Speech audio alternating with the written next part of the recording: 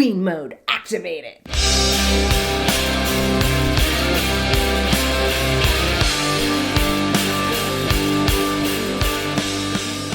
So metal. Welcome and hello, dear doodlebugs, to Game of Vlogs, where we're gonna review the most recent episode of Game of Thrones. But first and foremost, I gotta say, you should check out this video that the Jackpot Golden Boys just made. It's a metal cover of the Game of Thrones theme song, and they're very sweet to let me use it. So there's a link on the screen and in the description below. Also, it goes without saying, spoilers, a lot of spoilers. You are less than a mile away from Spoiler City, so this is your last exit to pull off of. In 3, 2, 1. Season 6, Episode 4, Book of the Stranger. Jon and Sansa Stark are reunited, and it feels so good. Theon and Yara are reunited, and it feels so cold. Ramsay Bolton kills at writing very threatening letters, and also at killing people. Tyrion compromises with slavery while Littlefinger secures his position as best uncle ever. I love birds. And Team Lannister and Team Tyrell are about to combine forces, and I hope they morph into the best Megazord ever that's all lion-y and covered in thorns. I don't know what franchise this is. Jorah is repeatedly reminded that he's old and dying, while Daario still thinks that he's charming. He still thinks it's cute. I don't think it's cute. I don't really like Daario. Daario, you're such a dork. Stop. And the episode ends with Daenerys doing a callback to one of her best and most popular tricks, walking out of the flames unscathed. Good move. It's probably safe to say that everyone is freaking out about Sansa and Jon being reunited. This is the first time we've seen any two Starks see each other face to face in the same room in a really long time, and it feels so good. I'm getting nostalgic feelings from season 1. I kind of want to go back and watch season 1 and see the episode where they first part ways. So many warm fuzzies, which is so rare in the show. So this can only mean that something horrible is about to happen. Anytime you're set up for hope, they're just plumping the lamb before the slaughter. I'm so worried about Rickon. I'm just gonna try to enjoy the warm fuzzies that I'm getting from the idea of Jon and Sansa being reunited. Maybe this is the moment where the clouds are now parting for the Starks and the sun's coming back up again and Arya somehow makes her way. This could all be very fantasy, but who knows? Things could be on an upswing for them. It's really exciting to see two very powerful, prickly ladies teaming up. Cersei and Lady Olenna, Queen of Thorns, former queen of King's Landing and Westeros, because they both fight dirty. Let's not forget, Marjorie's grandmother took Joffrey out. They are both in it to win it. There's nothing I want more than to see that High Sparrow taken down. It's not an anti-religion thing. Okay, believe what you want, worship the way you want, but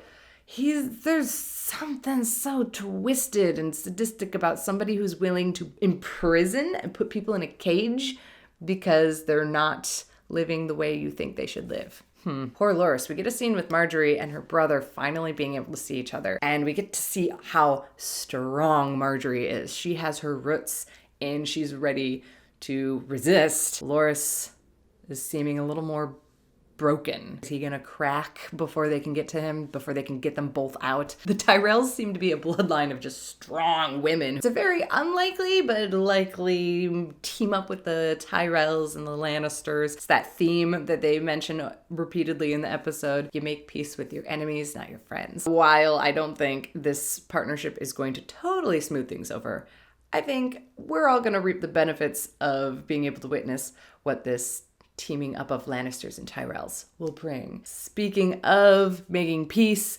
Tyrion with that beautiful quote, as always, you and your words. Over in Meereen, he is creating this compromise between Meereen and the masters of the other cities. So they're pretty much coming to an agreement where the masters have to get rid of slavery, but they now have 7 years to do it, which in the life of a slave is probably the life of a slave. Former slaves, not a fan of this. I kind of get the feeling Tyrion's powers are slipping.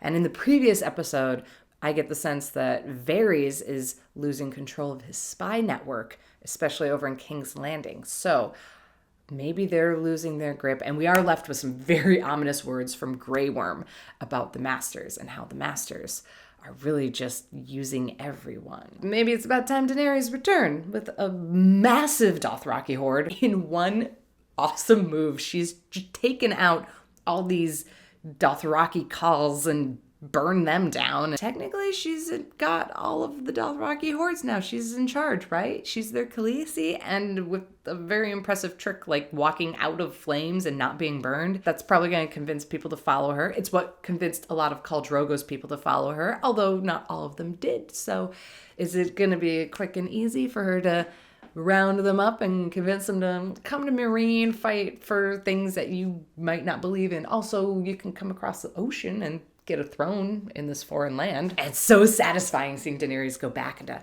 queen mode. Queen mode activated. There's that moment where they find Daenerys and she's so nonchalant. I don't know if that's an edit thing or a directing thing or what, but pretty much she's on her way to the bathroom with another girl and they get jumped by Jorah and Daario.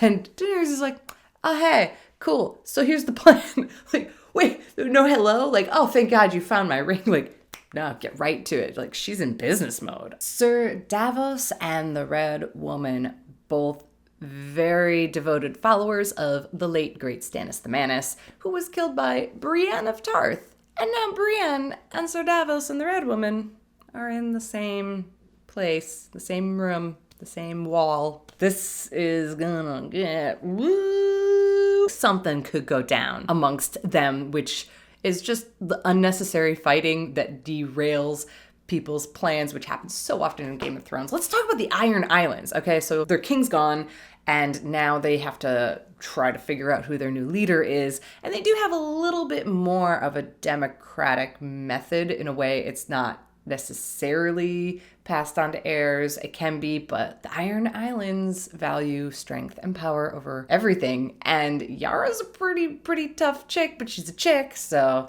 got that going against her. Anyway, she's on the ballot.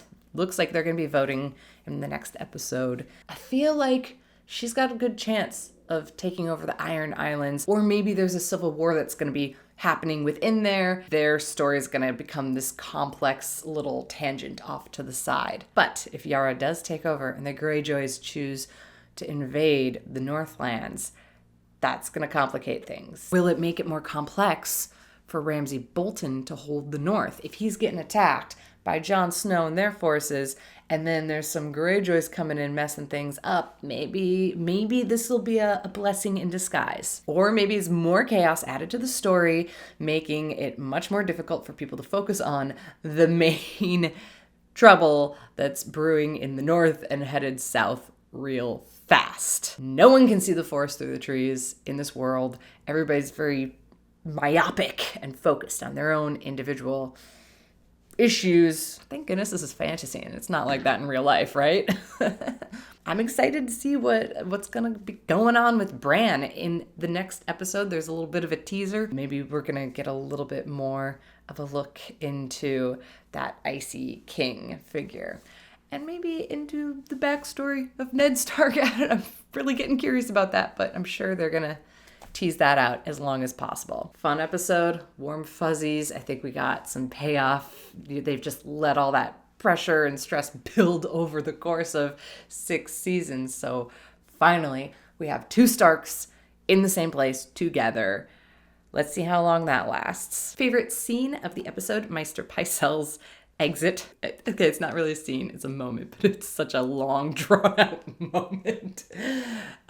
Least favorite character in this episode, Daario. Like, oh my God. Okay, I know Dany likes you, but I never liked you, okay? And you are not good for her, and you're kind of a wiener. Hey, let's go to the death pool. Osha, oh Osha, I wish I could have gotten to know Sha.